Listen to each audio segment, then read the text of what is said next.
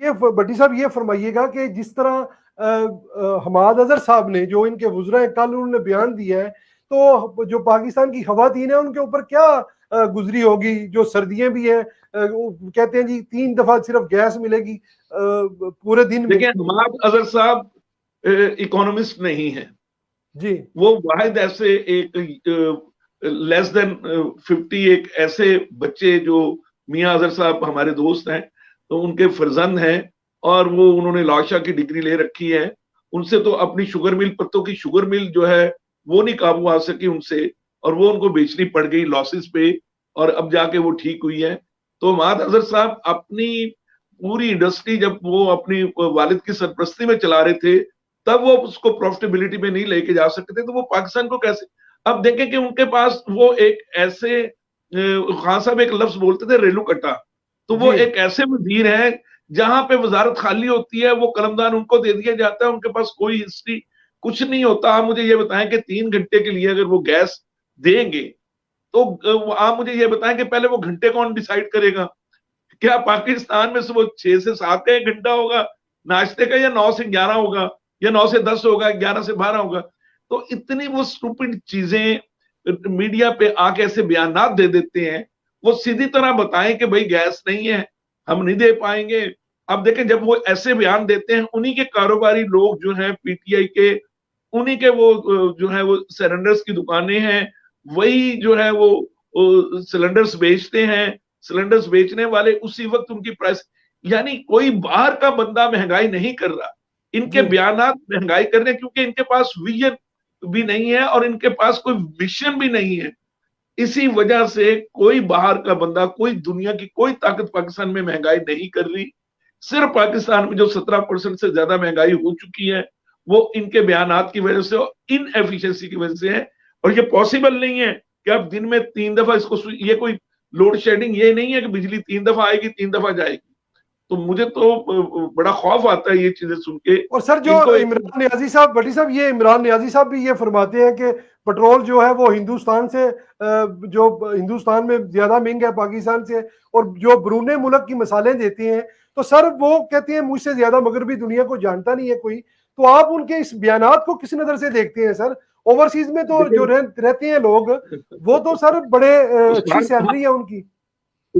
उस्मान देखें, उनसे ज्यादा मेरा ख्याल है अब, जितनी देर वो 18-20 साल यूके में उन्होंने क्रिकेट खेली, काउंटी क्रिकेट खेल खेल के, उससे ज्यादा देर तो जहीर अब्बास और मियांदाद ने भी खेली वहां पे। वो जी, तो ऐसे बयान नहीं देते। लेकिन जिसके पास माशाल्लाह, आप भी इस वक्त यूरोप में बैठे हुए हैं, हमारे बच्चे भी पढ़ने जाते हैं, कमाते हैं, ओवरसीज पाकिस्तानी कमाते हैं।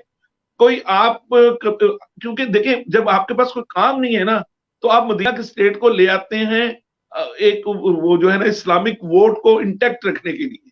जी, और जब आपने लोगों को लारा देना होता है, और लारे भी अब खत्म हो गए हैं, तो फिर आप यूके और फिर यूरोप की बातें शुरू कर देते हैं।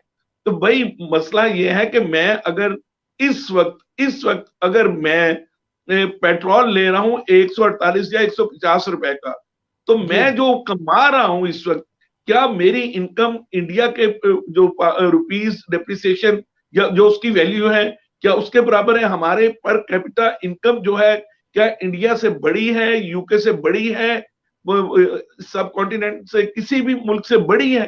तो ये सारी चीजें जो हैं वो समझते हैं कि जो उनके एक्चुअली इस वक्त उस्मान खान साहब को ये पता चल चुका हुआ है जो हालात, वो पेज जो है वो शेप पेज उन्होंने खुद ही बना दिया, पेज फाड़ दिया। वो कुछ जी, सेफ पैसे चाह रहे हैं उनके पास। आप देखें, कोई इतना प्राइम मिनिस्टर आज तक आपने इतने सालों में कभी इस ऐसे प्राइम मिनिस्टर देखे हैं जो रोजाना कहीं ना कहीं स्पीच करने चले जाते हैं? इतना टाइम होता है उनके पास, और वो जी, स्पीच भी 1.5-2 घंटे से कम वो स्पीच नहीं करते। वही एक कैसेट है, उसकी साइड ए वही होती है, फिर वो साइड बी बदलते हुए थोड़ा सा वो उसमें कोई फिलर डाल के और उसमें वो मसाला डाल देते हैं।